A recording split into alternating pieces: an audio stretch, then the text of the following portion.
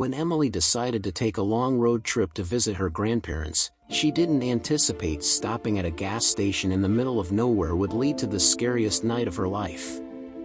As she pulled up to the gas pump, Emily couldn't shake the feeling that something was off about the place. The fluorescent lights flickered, casting an eerie glow on the deserted parking lot. The only other car there was an old beat-up pickup truck with a tarp covering the bed. Emily shrugged off the feeling and began to fill up her tank. Suddenly, she heard a strange noise coming from the truck. It sounded like a muffled scream. Emily's heart raced as she looked around, trying to see if anyone was there. She was completely alone. As she finished pumping gas, she hurried back to her car, hoping to get out of there as soon as possible. But as she turned the key in the ignition, her car wouldn't start. Emily's heart sank as she realized she was trapped there until help arrived. As the night wore on, Emily began to experience strange occurrences that convinced her the gas station was haunted. She heard strange noises, saw objects moving on their own, and felt an icy chill in the air. The truck with the tarp suddenly disappeared, and she realized there was no way to call for help since she had no cell service. Emily knew she had to survive until the morning, but the longer she stayed, the more dangerous it became. Will she make it through the night or become the next victim of the haunted gas station? Emily's heart raced as she sat in her car, wondering what to do next. She tried the ignition again, but the engine wouldn't turn over. She had no choice but to wait for someone to come along and help her. As the minutes ticked by, Emily began to feel more and more anxious. She tried to distract herself by listening to music, but every time she turned up the volume, she heard a strange scratching noise coming from outside her car. She peeked out the window but saw nothing but the empty gas station.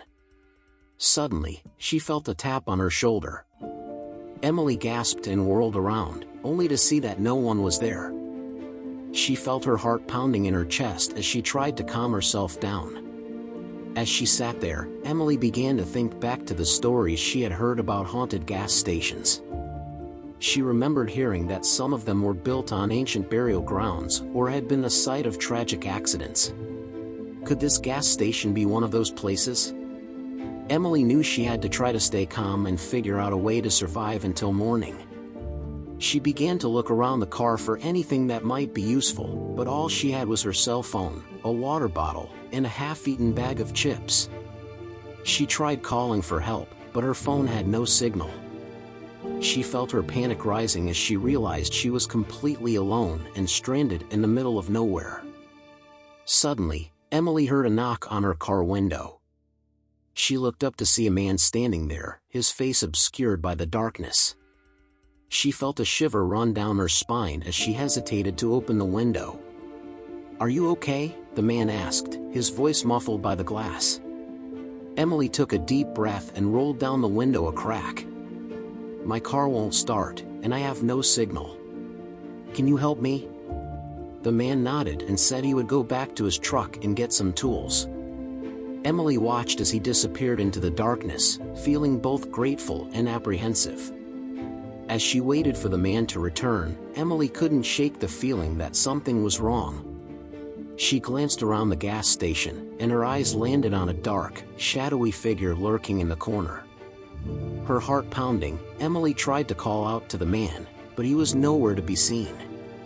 Suddenly, she heard footsteps behind her and whirled around to see the man standing there, his eyes glowing with an otherworldly light. Emily realized too late that this was no ordinary gas station, but a place where spirits lingered and the living were in grave danger. As she tried to escape, the gas station seemed to come alive with ghostly activity. Emily knew she had to think fast if she wanted to make it out alive. She ran towards her car, hoping it would start this time. As she turned the key in the ignition, the engine roared to life. Emily slammed her foot on the gas pedal and sped out of the gas station, leaving the haunted place behind. When she finally made it to her grandparents' house, Emily was shaking with fear. She told them about her experience, and they listened intently. They knew all too well about the dangers of that gas station, and they warned Emily to never stop there again. From that day on, Emily never forgot the horrors she had faced at the haunted gas station. She knew that some places should be avoided at all costs, and that there are some stories that should never be forgotten. Story 2. The night shift at the gas station. It was the middle of the night, and Sarah had just started her shift at the gas station. As she sat behind the counter, she couldn't help but feel a sense of unease. There was something eerie about the place, and she couldn't quite put her finger on it.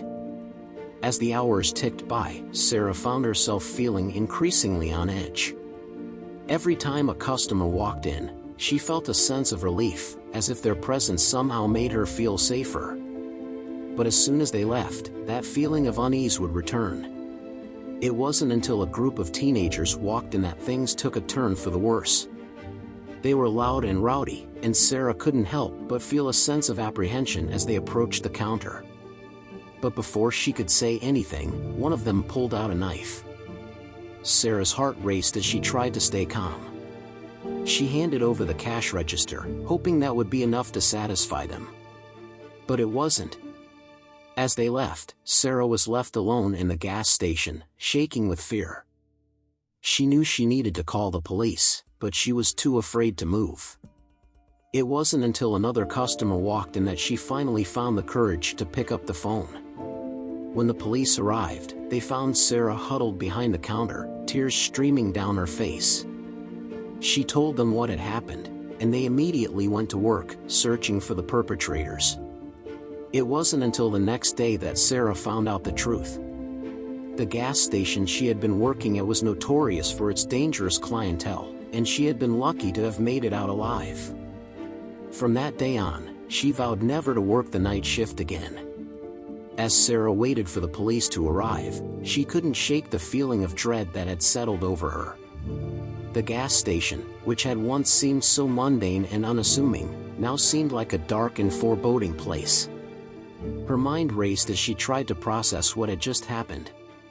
She had always known that working the night shift could be dangerous, but she had never imagined that she would be faced with such a terrifying situation. She couldn't help but wonder if there was something she could have done differently, some way she could have prevented the robbery from happening. As the police officers took her statement, Sarah couldn't help but feel a sense of gratitude. Despite everything that had happened, she was still alive.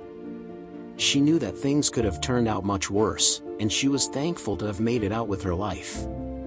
After the police left, Sarah spent the rest of the night sitting in the gas station, waiting for her shift to end. She was too shaken to leave, too afraid that something else might happen if she stepped outside. As dawn approached, Sarah breathed a sigh of relief. Her shift was over, and she could finally go home. But as she stepped outside, she couldn't help but feel a sense of unease. The gas station, which had once seemed like a familiar and comfortable place, now seemed like a place of danger and uncertainty. Over the next few days, Sarah struggled to come to terms with what had happened. She found herself replaying the events of the robbery over and over in her mind, wondering if there was something she could have done differently. She couldn't shake the feeling that she had somehow failed, that she had let herself and her co-workers down. But as time passed, Sarah began to realize that she had done everything she could in a difficult and dangerous situation. She had stayed calm and collected, and she had done her best to keep herself and her co-workers safe. And while she couldn't change what had happened, she could use her experience to help others. Sarah began speaking out about the dangers of working the night shift at gas stations and convenience stores. She shared her story with others, hoping to raise awareness about the risks that come with this type of work.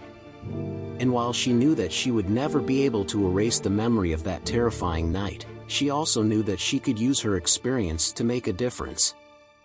Working the night shift at a gas station wasn't the most glamorous job, but it paid the bills. John had been working there for a few months now, and while the hours were long and the work could be tedious, he didn't mind it too much. As the sun began to set, John made his way to the gas station. The sky was a deep shade of purple, and the stars were starting to twinkle in the sky. He greeted his coworker, Sarah, and began his shift. The gas station was quiet at first, with only a few customers coming in to fill up their tanks. John spent his time stocking the shelves and sweeping the floors, trying to stay busy. As the night wore on, things started to get a little strange. A group of teenagers came in, giggling and looking around nervously. They purchased a pack of cigarettes and left quickly, as if they were afraid of being caught doing something they shouldn't. A few minutes later, a man stumbled into the store, clearly drunk. John tried to talk to him, but the man was incoherent and kept slurring his words. Eventually, he stumbled back out and got into his car, driving off into the night. The hours passed slowly, with only a handful of customers coming in. John and Sarah talked about their lives, their dreams, and their struggles. They shared stories and laughed, trying to pass the time. But as the night grew later, John couldn't shake the feeling that something wasn't right. He kept looking out the windows, checking the security cameras, and listening for any strange sounds. Finally, around 3 a.m., a car pulled up to the gas pumps. John walked outside to greet the customer, but as he approached the car, he realized something was off. The driver was wearing a mask, and he was holding a gun. John froze, unsure of what to do. The man demanded that he hand over all the money in the register, threatening to shoot if he didn't comply. John tried to stay calm, slowly opening the register and handing over the cash. After the man left, John called the police and Sarah came outside to check on him. They were both shaken, but relieved that no one was hurt. The rest of the night passed in a blur, with the police arriving and taking their statements.